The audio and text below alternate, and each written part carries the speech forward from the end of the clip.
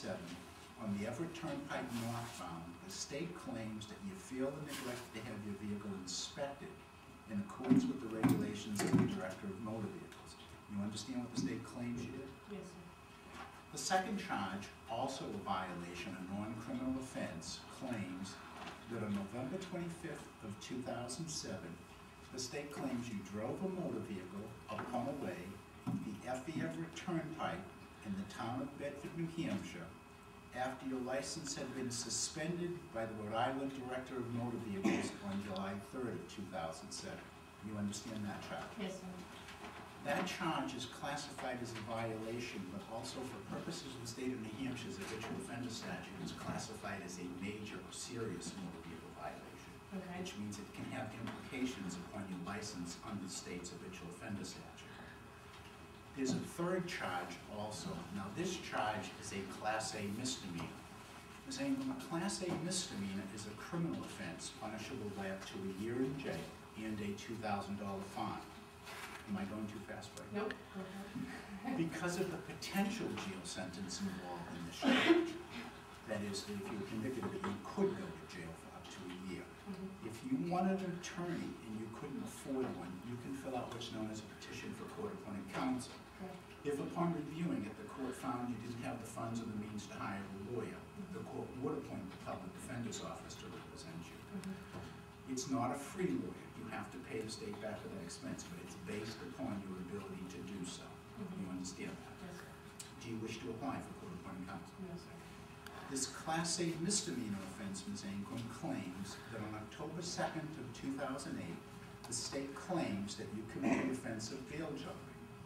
This offense claims that you knowingly committed the crime of bail jumping and that you, having been released on your own personal recognizance upon condition that you appear before the Merrimack District Court on October 2nd, 2008, in connection with the charge of driving after suspension in an unregistered motor vehicle, you did willfully fail to appear, and you did so without just cause. Do you understand that charge?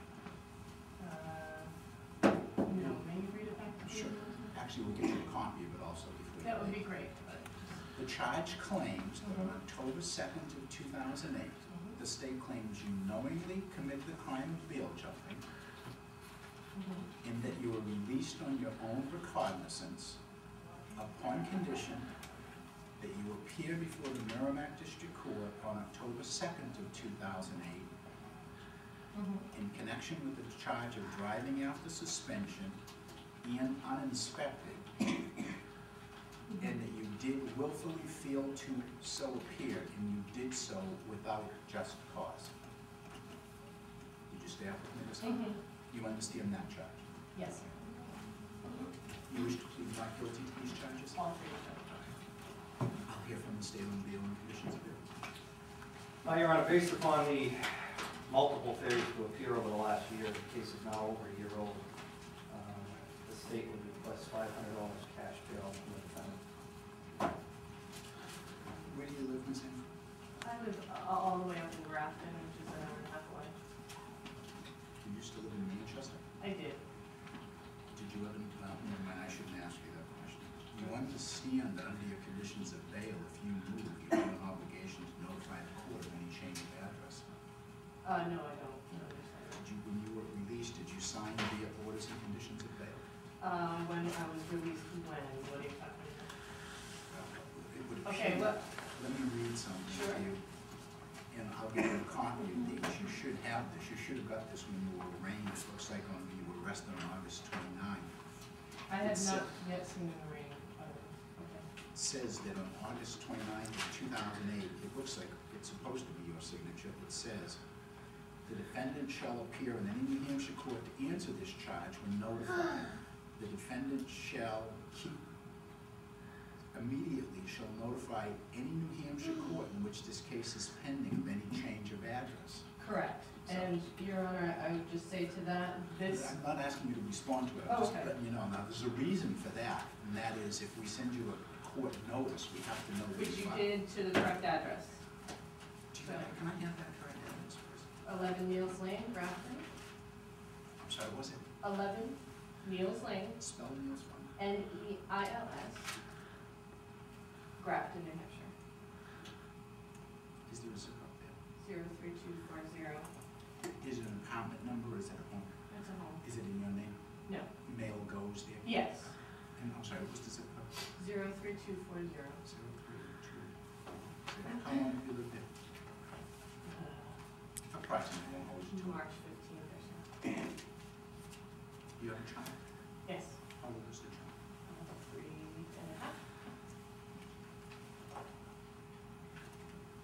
And do you work? Yes.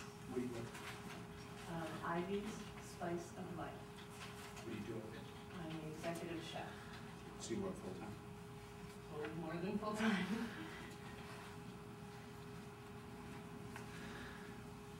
Does she have a history? There is a slight history, Your Honor, on Rhode Island. All I want to know is failure to appeal. One in, just failure to pay fines in Rhode Island, Your Honor. This isn't Rhode Island. Yes. Ms. Ingram, if I release you on PR bail, you I go. absolutely will be here. You're going, good, you anticipate exactly what I was going to say. You're going to get a notice in here, and you're going to sign the bail warrant. Yes. I'm going to say $500 PR bail, Excellent. and it's going to tell you when to be here. Yes, sir. I need you to tell me on the record that you will be here I absolutely will be here. and scheduled for trial. Again, Ms. Ingram, I don't mean to give you a hard time, but No. I'm a little concerned with the fact that it's a class A misdemeanor and we don't want to hire. Are you going to hire your own lawyer? No. You feel you're capable of representing yourself in a class A misdemeanor? Absolutely. Okay. If you change your mind and you want a lawyer to represent you, you still have the right to come into court and fill out an application for court appointed counsel. I understand. So if you change your mind, you can do that. Excellent. Have her sign